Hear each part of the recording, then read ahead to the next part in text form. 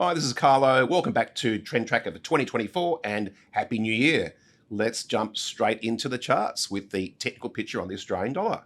The Aussie's uptrend, as you can see here on the charts, which started around about 26th of October, was fueled by higher US equity prices.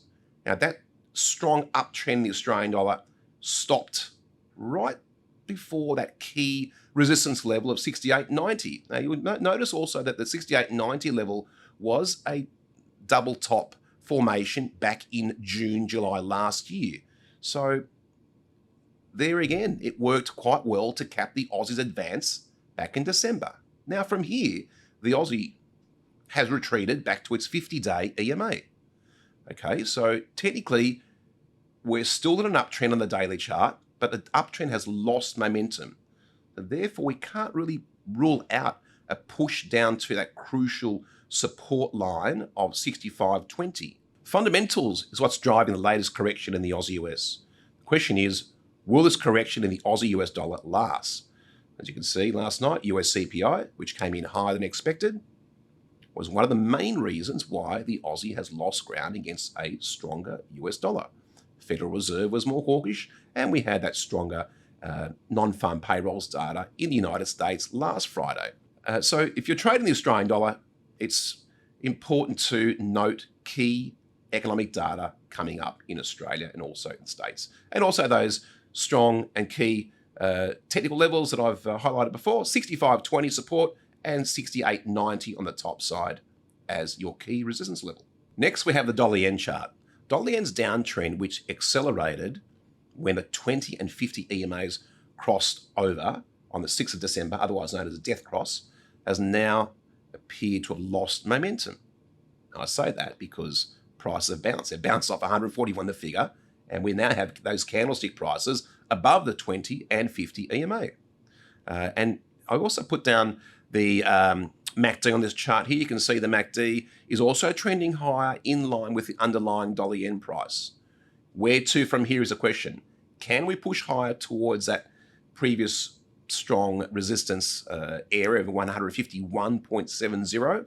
Well, that's going to depend once again on US data. So recent strength in US employment, as shown by non-farm payrolls data, the more hawkish FOMC, comments by Jerome Powell and other board members of the Fed, and higher than expected CPI data in the US last night, the main reasons why the US dollar has recovered against most currencies in recent days and weeks. In addition, we've got the Bank of Japan central bank meeting on interest rates on the 23rd of January, so pretty soon. Now, there is a low chance of a rate hike. Market expectations are for no movement in rates. However, there's always that chance that the Bank of Japan may surprise and tweak its current interest rate policy.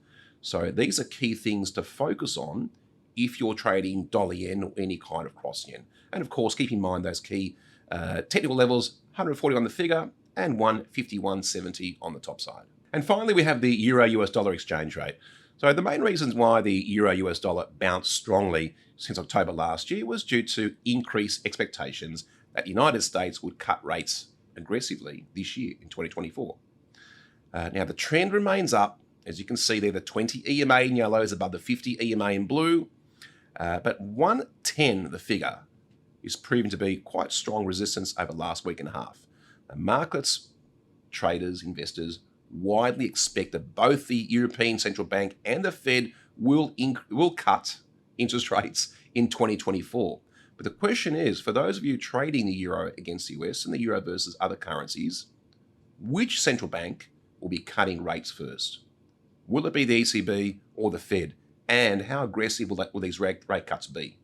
So that is going to most likely determine the direction, near-term direction, of the Euro-US exchange rate. And then keep in mind levels on the daily chart, 110 the figure.